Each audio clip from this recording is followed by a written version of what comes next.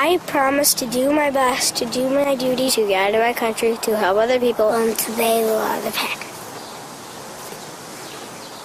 Okay, down here in the basement, I have a few of my older scout uniforms. Here, I love being in the Scouts. It was great. Exploring in the woods, campfires, wilderness survival. I think it was a good scout, but once in a while, I went outside the boundaries. David Hahn was no ordinary Boy Scout. He spent his teenage years building a nuclear reactor in his garden shed. The result was an environmental disaster. I'd always thought that nuclear science was done in high-tech labs costing millions of dollars. So how did David conduct a series of nuclear experiments in his backyard using everyday items?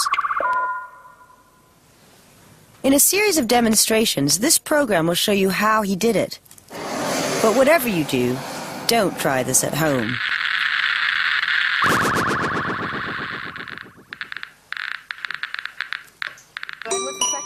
My image of the Boy Scouts is of a bunch of clean-cut kids earning merit badges by helping old ladies cross the street. But David's nuclear adventures began with his quest for the merit badge the Boy Scouts offer in, of all things, atomic energy. A lot of people seem to think that it's unusual that there's an atomic energy merit badge, but I don't think it's any more unusual than some of the other specialized badges that we have, like beekeeping or snow sports. David's now 26 and lives with his dad in Michigan. This is my merit badge sash right here, and my three favorites here were atomic energy, chemistry, and general science. I was interested in nuclear energy before I even came in the Scouts. And they explained to me they had this neat little looking badge with the atom and electrons circling around it, and I thought that would be cool to have. The projects in the Atomic Energy Merit Badge book are surprisingly hands-on. They encourage Scouts to build an electroscope, make their own Geiger counter, and construct a model of a nuclear reactor.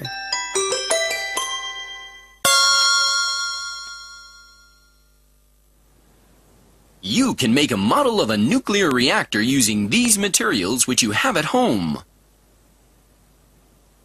Splitting of the atom occurs here in the uranium core. I don't think the Boy Scouts ever dreamed that one of their flock would actually track down radioactive elements and try to build a real reactor. Of nuclear power. But the Merit Badge book offered up a list of available radioactive sources. Here it is, atomic energy. What sort of practical information did you get that from that book? Practical, like everyday uses. The uses right here: smoke detectors, watches, thorium lantern mantles, heart pacemakers. Those were some practical everyday radiation sources. I didn't understand how easy it was to perform nuclear experiments until I read this book. David was an all-American kid, but he had a consuming passion for science. He was obsessed by this old science book for children, the Golden Book of Chemistry Experiments. He read this book probably a couple hundred times, backwards and forwards. I considered the book a little bit. It was really important to me. It was like a little sacred keepsake I could always come back to for a new experiment. Every one of these, he could do this experiment. You could say, okay, Dave, do the carbon dioxide one. He'd think about it, and then he would go through and do it exactly like that.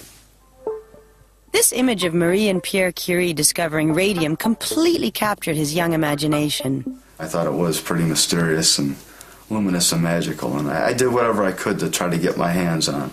We used to call Dave Glowboy. From the group of people I hung around with, Dave was really the only one who was really interested in radioactivity. The rest of us might have had some passing interest. When he brought Geiger counters into school, we'd play around with them. You know, the standard high school joke of, what the heck is this green thing? You know, quick, bring the Geiger counter, see if it's radioactive. David's curiosity knew no bounds. He raided his dad's stash of college-level physics and chemistry texts. He found that the books from the 1950s and 60s offered the most hands-on information on nuclear science. This book is the one where I got most of the nuclear information from. Matter of fact, do I got an old piece of my research in here? Ha! Look at that. One of the old, there we go, that's an old one. That's the only one I got left right now. I was trying to find out how I could produce neutrons or something of that nature. How old were you when you wrote that equation? I might have been around 11, 12 years old, maybe. When he couldn't find the information in books, David wrote letters to institutions like the Nuclear Regulatory Commission. He got the best results when he posed as a college lecturer and signed his letters from Professor David Hahn. I received information on answers to all the equations I was missing and had questions about. I received information in packets about radioactive materials, where they were derived from. I received information about how to isolate nuclear materials chemically, on and on and on and on. Despite his advanced knowledge of all things nuclear, David used basic kitchen equipment for his experiments. He used to keep hazardous radioactive materials in Tupperware and sandwich bags. I knew what I was doing wasn't completely right, but I believe it was important to experiment. In life, this is a quote, if you don't take risks, you don't do anything. If you don't do anything, you are nothing, end quote. And that's just something I heard on the radio, and that's sort of been my philosophy with chemistry and experiments. While most teenagers were hanging out at the mall, David was looking for radioactive materials for his experiments. When he was 16 and old enough to drive, he even rigged up a Geiger counter in his car. A lot of what he needed was at his local Kmart. Pharmacy line 1, pharmacy line 1. I'm trying to look past all the advertising, the boxes, and the papers. I sort of look at the elements that the materials are composed of. Oh, here we go. Smoke detectors have 1 microcurie of americium-241. That was always good as a source material for alpha particles. The containers, the labware, it's all here. Let's see. Sodium hypochlorite. Propane I needed? Yes, lithium right here. 6-volt lithium. I would get as many of those batteries as I could, even though they were expensive. Okay, here we go. Lanterns. Here they are. I would try to verify which ones were radioactive and which ones weren't. As you can see, all these are not radioactive here. Can you still get thorium lanterns? No, but you can buy thorium nitrate on eBay. David found what he was looking for, but what was he planning to do with stuff like thorium?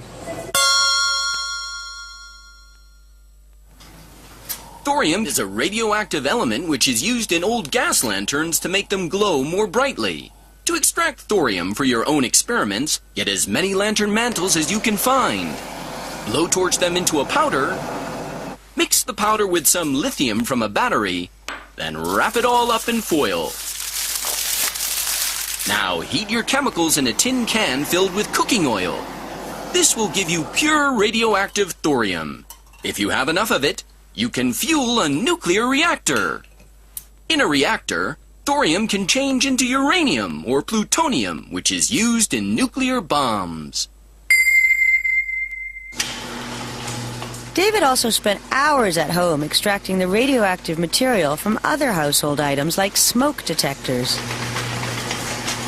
The use of americium in smoke detectors is one of the examples of a very beneficial use of a radioactive substance. Inside of the detector, it's well shielded and poses no danger to the people who use them. However, opening up a smoke detector, and there are labels on it that say not to do this, and extracting the americium can be a dangerous thing to do.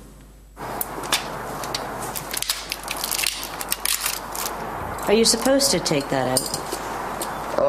No, you're not. But when I was younger and I was working on the reactor, this is where I got my material. How many smoke detectors do you think you've taken apart? Hundreds. Maybe 300 smoke detectors. The americium-241 is in the center of the button. You can see if I bring the button closer here. It's a high level of radiation that the americium gives off. To me, that's as good as gold.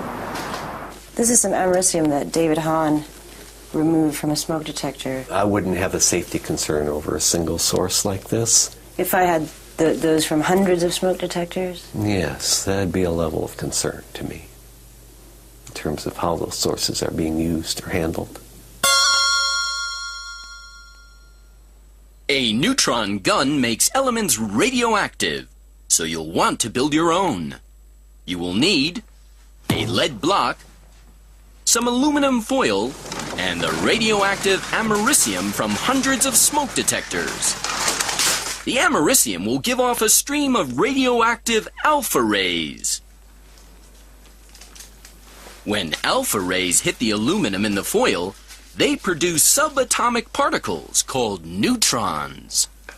Neutrons react with other elements and turn them radioactive. Your neutron gun is neutron fun and an excellent source of radiation. I would be very concerned if a scout wanted to build a neutron gun, because that could sort of lead to worse experiments that would potentially get the scout in a lot of danger. But this Boy Scout wasn't worried about danger, and his experiments were going to get a lot more ambitious. Okay. All right, good.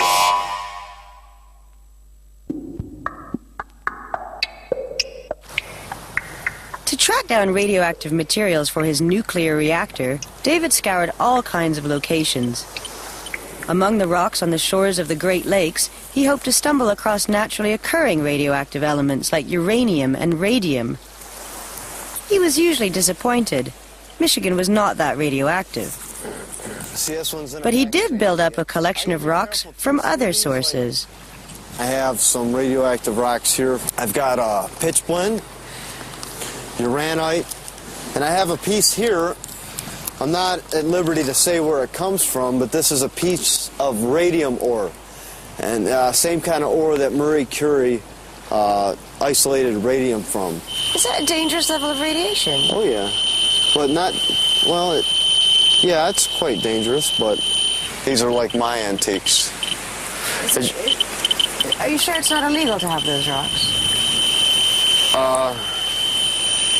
Some of these rocks can be purchased from places in the United States, so I'm sure it's not illegal. I found David's